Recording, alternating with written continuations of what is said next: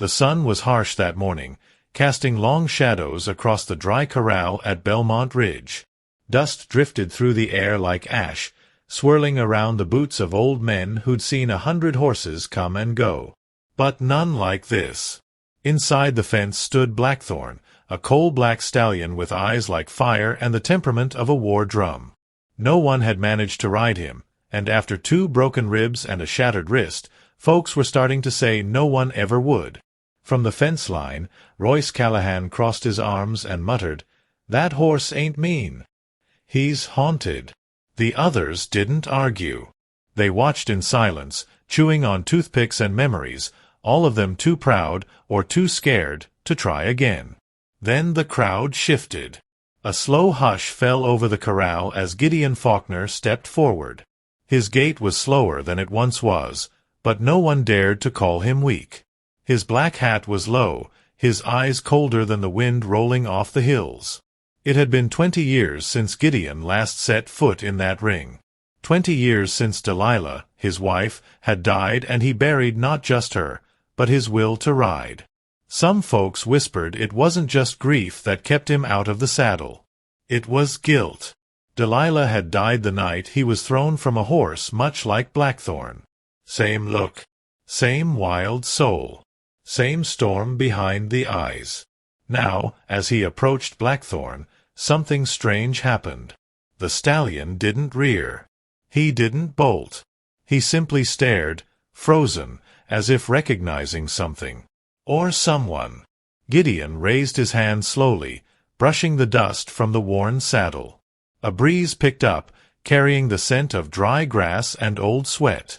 He slid one boot into the stirrup, then the other. And for the first time in 2 decades, Gideon Falkner was on a horse. Gasps broke the silence. Blackthorn didn't buck. Didn't even twitch. Royce blinked in disbelief. "What in God's name?" he whispered. Gideon removed his hat, holding it over his heart, eyes shimmering under the sun. "I told her I'd never ride again," he said quietly. "But she never left." No one understood what he meant, except maybe Evelyn Hargrave, who stood in the back, hand pressed to her chest, tears welling. Then Blackthorn turned his head sharply toward the barn. Something, or someone, was standing just beyond the shadowed doorway. Gideon's eyes narrowed, and his blood ran cold. The barn door creaked slowly, its hinges groaning like they hadn't moved in years. Gideon squinted beneath the sun, trying to make out the figure standing just inside the shadow. The crowd behind him had gone silent again. Even Blackthorn had stopped moving, one ear turned toward the barn as if listening. Gideon felt his throat tighten. He knew that stance. Tall, still, like a man carrying weight that couldn't be seen. Vernon Pike stepped forward from the crowd. "You expecting someone, Falkner?" His voice held its usual edge, but even he sounded unsure. Gideon didn't answer. He was already dismounting. His knees buckled slightly when his boots hit the ground, but he kept moving toward the barn, toward the figure that hadn't stepped out, but hadn't vanished either. His heart was pounding like a hammer in his chest. He hadn't seen that walk in 2 decades. Not since the last time Delilah stood on that porch, waiting for him to come home. Inside the barn, the shadows wrapped around him like ghosts. The light spilled through the gaps in the old wood, painting stripes across the hay-covered floor. The figure stood still, back turned. And then, slowly, he spoke. "You still keep her ring in the drawer by the stove?" The voice was deeper than Gideon remembered, rougher, but there was no mistaking it. He froze. It wasn't possible. Delilah's brother had died in a fire 15 years ago. Or so he'd been told. "Nora Belmont said she watched you burn," Gideon whispered. The man finally turned around, and Gideon stumbled back a step. His beard was fuller now, his eyes sunken with age and loss, but it was him, Royce Callahan's younger brother, Elias. A man who wasn't supposed to exist anymore. "They lied," Elias said simply, stepping forward. "To protect her. To protect you." Gideon's breath caught in his chest. Delilah had secrets? Or had someone hidden them from both of them? Back outside, Royce stood motionless, staring toward the barn. Evelyn Hargrave approached him, her voice trembling. "He knows, doesn't he?" Royce nodded. "Yeah. And if Elias is here, then everything we buried is about to come up with him." Evelyn's eyes darkened. "Including what happened the night Delilah died." The words hung in the air like a warning. One Gideon could almost feel pressing against his back. From inside the barn, Elias reached into his coat and pulled out a small, wrapped bundle. He held it out with shaking hands. "Before she died, she left this for you." Gideon didn't move. He just stared at it, at the fabric, the shape, the weight of something forgotten. And then Elias added in a whisper, "It's not just a letter, Gideon. It's the truth. And it changes everything." Gideon took the bundle from Elias with hesitant hands, the coarse fabric soft from age. He didn't open it right away. He just stared at it, as if the weight of it might crush him. Outside the barn, the murmurs of the crowd faded into a low hum. Everything else disappeared, except the pounding in his chest and the ghost of Delilah's voice in his head. He had buried her with 1,000 unanswered questions. Now, one of them was wrapped in this linen cloth. Elias leaned against a beam, his shoulders slumped. She knew they'd come for her, Gideon. Not just the fever, but the ones who wanted silence. His eyes darted toward the barn door. "You thought she died of illness. So did I. But she didn't. Not exactly." Gideon's hands tensed around the bundle. "What the hell are you saying?" Elias looked down, ashamed. Delilah found something about Vernon Pike. Something he did to her father. And when she threatened to tell, things started happening. Fires. Disappearances. Then she got sick. The cloth finally unraveled in Gideon's grip, revealing a worn envelope with his name on it, "Gideon Falkner, if you still remember me." His breath caught. The handwriting was unmistakably hers, Delilah's. He opened it slowly, carefully, as though the paper might disintegrate in his hands. The letter was dated just days before her death. Her words were soft, pleading, full of love, but also fear.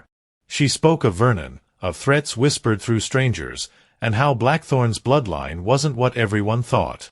She called him the last piece, Gideon murmured aloud, reading. Said Blackthorn was born the night she saw her father's killer ride through Bellemont Ridge. Elias nodded. She believed the horse carried something, some kind of truth. That Vernon kept him alive for a reason. Gideon's hands were trembling now. She wrote that I'd only understand if the horse let me ride him. He looked up at Elias, voice cracking. "Why did he let me, Elias? After all these years?" Outside, Royce Callahan stood at the barn's edge, listening. He didn't mean to eavesdrop, but he couldn't help himself. Evelyn had warned him this day would come. He turned slowly toward Nora Belmont, who had just arrived, wearing her usual green shawl and a look of grim understanding. "He opened the letter?" she asked quietly. Royce nodded once. "And now it's all coming back." Back in the barn, Elias took a deep breath. "There's something else you need to see. Something Delilah hid, in the place no one ever thought to look." Gideon stepped closer, his voice low and raw. "Where?" Elias didn't speak. He simply turned, pulled back a loose plank in the barn wall, and revealed a rusted metal box. Inside, under layers of dust, was a photograph Gideon hadn't seen in over 40 years, of Delilah holding a child he didn't recognize. The photograph was old, faded at the corners, edges curled like dried leaves. But the image was clear enough. Delilah sat on the front steps of a house Gideon didn't recognize, smiling softly, cradling a small boy no older than 3. Her eyes, so full of light in that frozen moment, pierced through Gideon like a knife. He traced her face with his thumb, then the boy's. The child had dark eyes, a narrow face, and the same stubborn expression Gideon saw in the mirror every morning. Elias watched him closely. "You didn't know, did you?" he asked, voice low. Gideon shook his head slowly, unable to speak. He couldn't. "That's your son, Gideon. Delilah had him before she came back to Bellemont Ridge. She was afraid to tell you. Said the timing would ruin everything. But she wrote about him in the letter. His name was Calder." The name hit like a falling stone.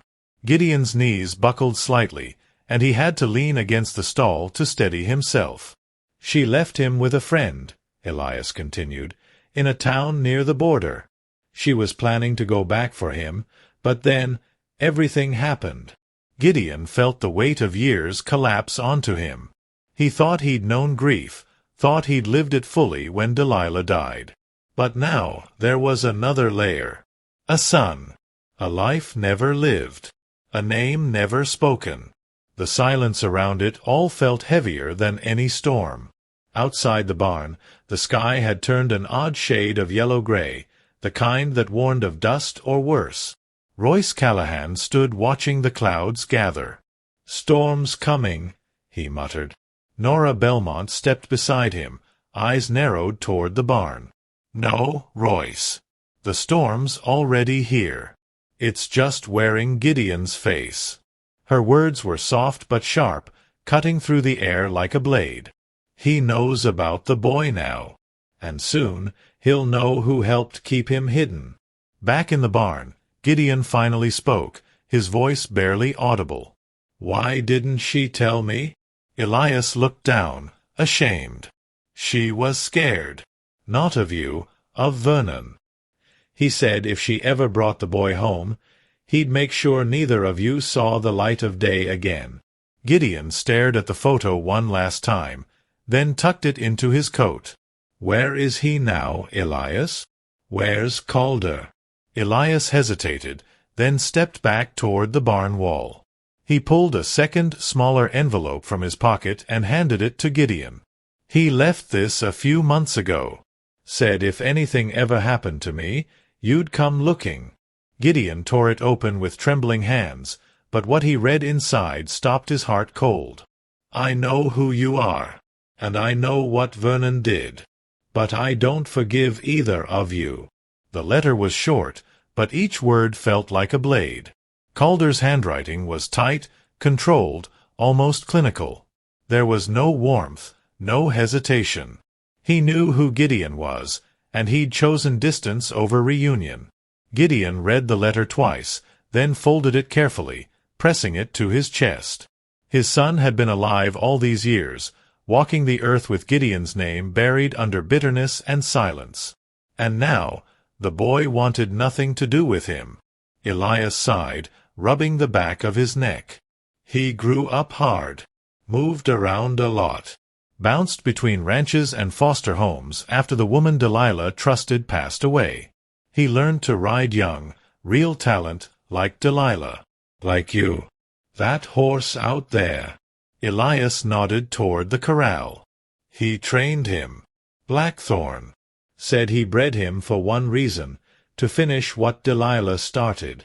Gideon's heart thudded in his chest. Calder wasn't just out there. He'd been close the whole time. Watching. Waiting. Royce Callahan stepped into the barn, his boots loud on the wooden floor. "He was here last year," he said, startling them both. Gideon's head whipped around. "What?" Royce's jaw tightened. "A man with Delilah's eyes came by asking about the land. Said he was a trainer, just passing through. He never gave his name, but I knew. He looked like her, and like you." Gideon stared at Royce in disbelief. "And you didn't tell me?" Royce's voice dropped. "You weren't ready, Gideon. Neither was he." Outside, the wind picked up. The clouds rolled darker over Bellemont Ridge. Nora Bellemont stood near the fence, holding her shawl tight around her shoulders, eyes locked on Blackthorn. "That horse won't let just anyone ride him," she murmured to Evelyn Hargrave, who had quietly joined her. "But he let Gideon. And he used to let Calder." Evelyn nodded slowly. "It's like he knows they're connected. Flesh and blood." Back inside, Gideon turned to Elias, voice hoarse. "Where is he now?" Elias hesitated. "He rides for Pike now. Vernon found him, took him in, didn't tell him who you were. Filled his head with lies. Said you abandoned Delilah. That you chose the land over your own family." Rage burned through Gideon's chest. Vernon Pike, always lurking in the background, had twisted the knife one last time. And just as Elias opened his mouth to say more, a gunshot rang out, sharp and close. Gideon instinctively ducked, grabbing Elias by the arm and pulling him behind the stall. Royce drew his revolver.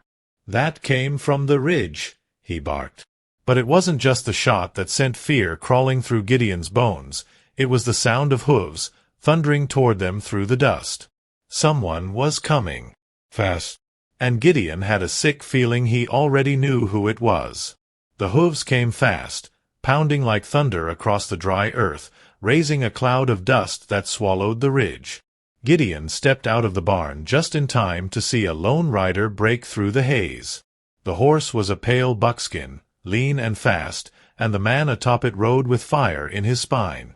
He wore a wide-brimmed hat, pulled low over his face, but Gideon didn't need to see the eyes to know. That was Calder, his son, the boy he never raised, now a man shaped by lies and distance. Royce raised his gun slightly but didn't aim. "He's not here to kill," he muttered. "Not yet." Calder slowed as he approached the corral, dust swirling around him like smoke. He dismounted without a word, tying the reins loosely to a fence post. His movements were sharp, deliberate. Then he turned and locked eyes with Gideon, those same dark eyes from the photograph, filled now with questions and fury. "You kept the land," Calder said flatly. His voice was deeper than Gideon expected, low and steady, but cracking underneath. "You buried her here. But you never came looking for me." Gideon swallowed hard. "I didn't know you existed, Calder. Not until yesterday." Calder laughed bitterly. "That's convenient." His gaze shifted toward Blackthorn, who stood calm near the fence, watching. "I trained that horse for a man I didn't know I hated. Now I find out he's my father." Inside the barn, Elias and Royce stayed quiet, giving them space. Evelyn and Nora stood at a distance, barely breathing. This moment had been building like a summer storm, and now it had broken open. Gideon stepped forward, slowly. "Delilah was going to tell me. She wrote it in a letter I never got. Pike, he's been keeping us apart." Calder's jaw clenched. "Pike raised me. Taught me how to ride. Said my mother died ashamed of you. He told me you left her." Gideon's voice shook. "That's not true." Calder's eyes narrowed. "And you expect me to believe that?" But before Gideon could answer, Elias stepped from the barn holding the metal box. "This proves it. Delilah saved everything. Letters. Notes. Proof of what Pike did." Calder stared at the box, eyes flickering. For the first time, he hesitated. Doubt crept into the anger. Then a voice cut through the wind.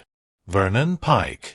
"I'd put that box down, Elias," he called from atop the hill, rifle resting casually in his hands. He sat on horseback, his figure outlined by the dying light of day. "You open that, and you start a war none of you are ready to finish." Gideon turned slowly, locking eyes with the man who had haunted this land for decades. The time for silence had passed.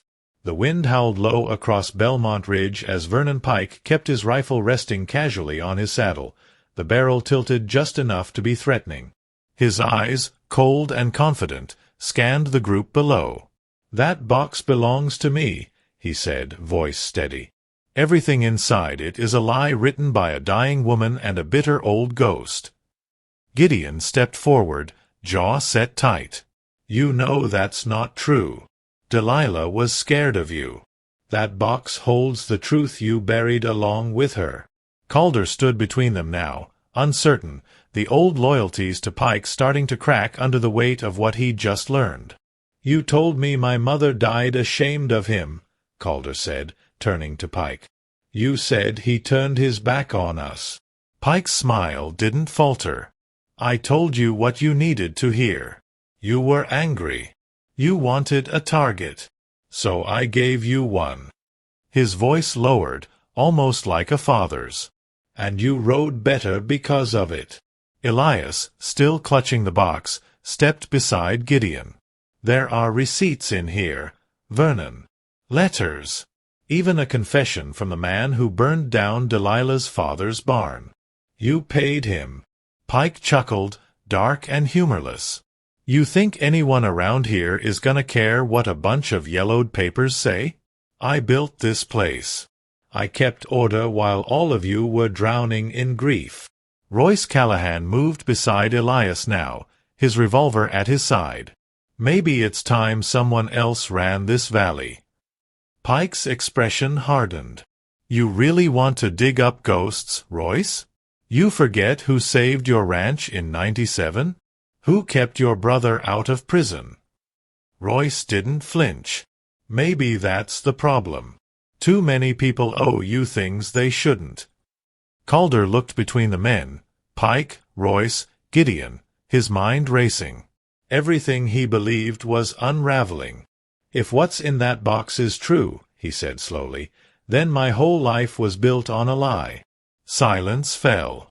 Gideon took a slow step toward his son. "You can hate me if you need to, Calder. But you deserve to know the truth. All of it. And if that means burning this ranch to the ground, I'll strike the first match myself." Calder stared at him, the fury in his eyes now tempered by confusion and pain. Then, without warning, Pike raised his rifle, not to aim, but to fire into the sky. A sharp crack echoed across the valley. "Next shot won't be a warning," Pike growled. "You open that box, and you make me your enemy. All of you." He turned his horse with a sharp pull of the reins and disappeared into the ridge trail, dust rising behind him like a funeral procession. Gideon looked down at the box in Elias's hands. "It's time," he said quietly. "Open it." Elias knelt on the barn floor and opened the rusted box with slow, careful hands. The hinges groaned like they hadn't moved in decades. Inside were stacks of folded letters, brittle receipts, and a worn leather notebook, Delilah's. Gideon reached down and picked it up like it was made of glass. He hadn't seen her handwriting in over 20 years. The sight of it hit him like a fist to the ribs. "She kept it all," he whispered, more to himself than anyone else.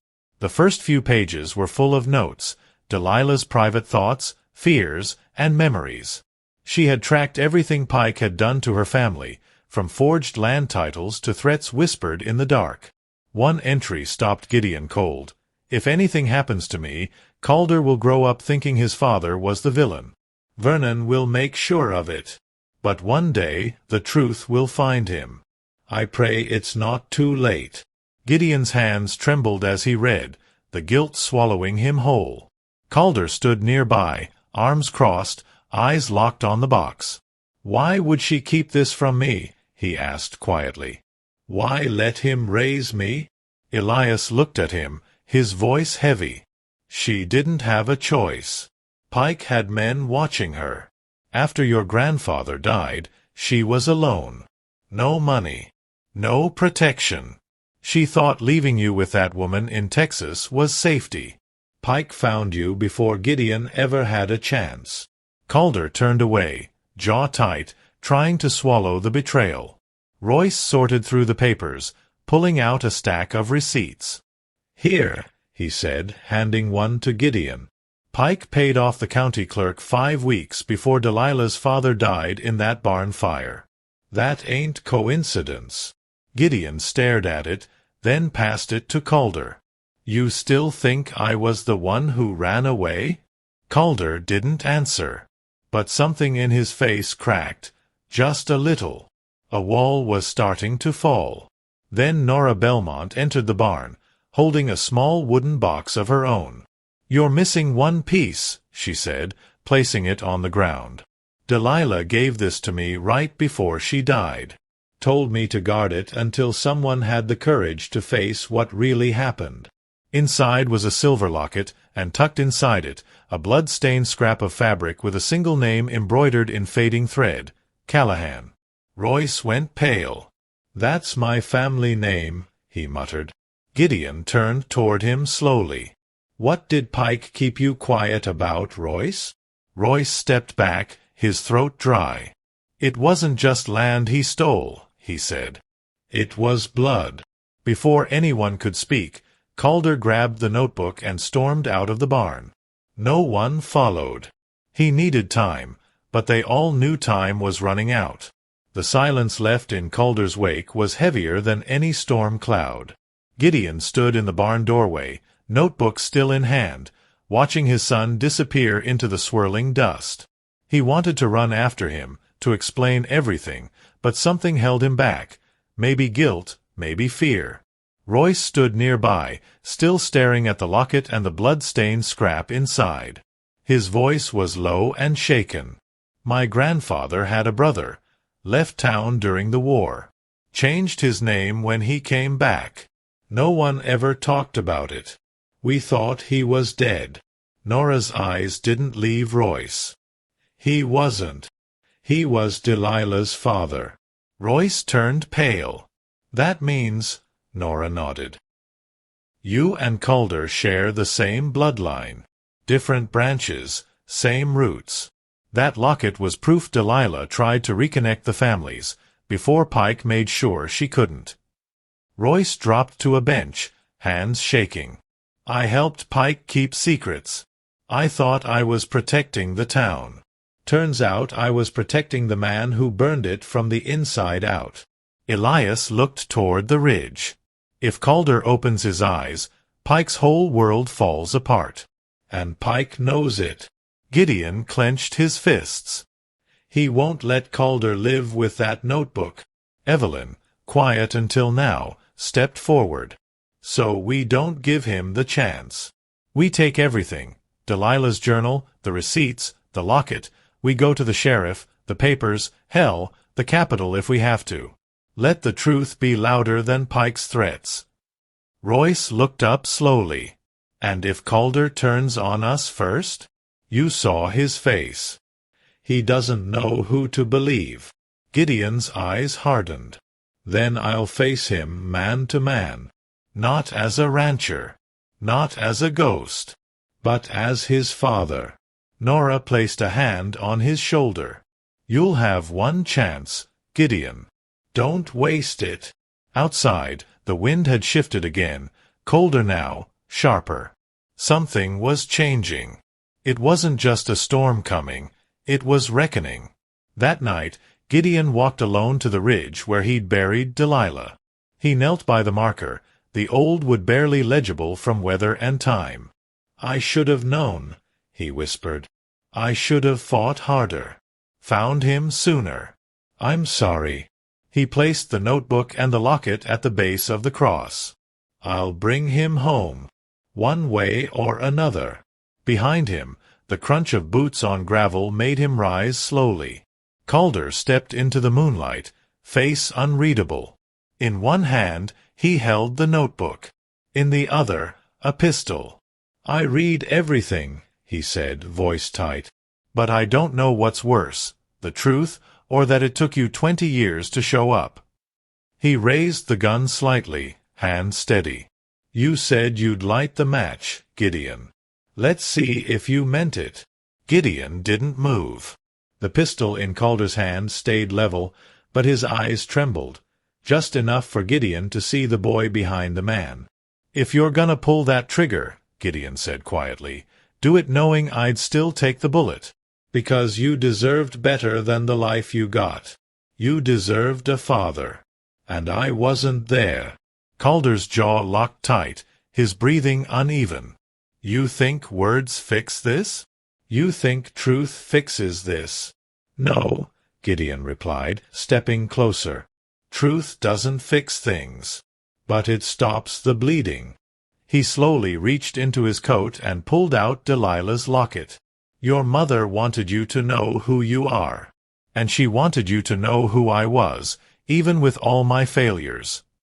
Calder looked down at the object, small, silver, shaking in Gideon's hand.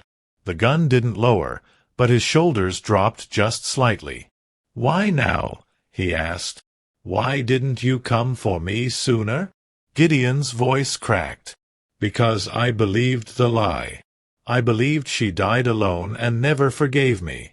Pike made sure I carried that guilt. And I let it bury me. Calder finally looked him in the eyes. Then you were a coward. Yes, Gideon said, without hesitation. But I'm here now. And I'll spend whatever time I've got left proving I'm not running anymore. Slowly, Calder lowered the gun. The wind howled behind them like an old ghost passing through the ridge. But the moment didn't last. A sharp voice cut through the dark. Vernon Pike. Touching reunion, he sneered, stepping out from behind a tree with his rifle aimed. Shame it ends tonight. Calder turned first, instincts sharp. But before he could raise his gun again, a shot echoed. Pike stumbled back, clutching his shoulder, rifle falling to the ground. From the trail behind them, Royce Callahan stood with his revolver smoking. That's for Delilah, he said, walking forward. And for all the years you stole from this valley. Pike fell to his knees, growling in pain. Gideon walked up to him, towering. It's over, Vernon. Your lies, your grip on this land, it ends here. Royce knelt and picked up the rifle. Sheriff's on his way. And this time, there's no one left to bribe. Pike didn't answer. He just stared at the sky, like a man who finally realized he'd lost more than power. He'd lost legacy. As dawn broke over Bellemont Ridge, Gideon and Calder stood at Delilah's grave once more. No guns. No anger. Just silence and the weight of what had been reclaimed. Calder spoke first. I don't forgive you yet. Gideon nodded. I don't expect you to. But I'm not going anywhere. Calder looked out across the hills, where the wind carried the scent of morning and smoke. Then let's rebuild it. Not for you. Not for me. For her. And in that quiet, broken space, something new began to take root.